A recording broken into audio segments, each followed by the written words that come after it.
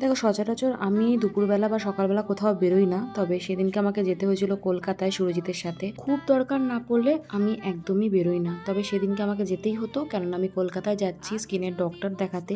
প্রচুর ডক্টর দেখিয়ে ফেলেছি, কোনোটাই কোনো কিছু পুরোপুরি কিওর হচ্ছে না। কলকাতার অনেক নামি দামি ডক্টরও দেখিয়েছি, তবে সবাই আমাকে ট্রপিক্যালটা সাজেস্ট করেছে, তো একবার দেখি। তো 9টা নাগাদ আমি পৌঁছেছিলাম, তো তারপর আমার ডক্টর দেখানো 11:30টার মধ্যে কমপ্লিটও হয়ে গেছিলো।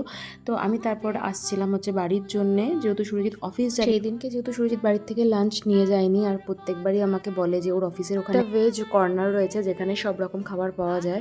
তো আমি খেয়েছি সেদিনকে, যেহেতু ওটা দুপুরবেলা খোলা থাকে, তো তাই জন্য আমার পক্ষে পসিবলই হতো না এতদিন। বলতো যে কখনো না কখনো আসলে অবশ্যই খাবো, তবে সেই দিনের থেকে তো আর ভালো সুযোগ হয়ই না। সুরজিৎ যেহেতু একদম অফিসের সামনে ছিল, তো ওই জন্য আমি ওকে বলেছিলাম যে তুমি চলে যাও, আমি র্যাপিডো করে চলে যাবো।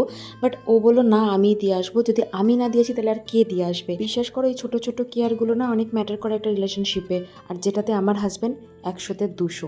আজকের ব্লগটা এটুকুই, দেখা হচ্ছে নেক্সট ভিডিওতে। বাই।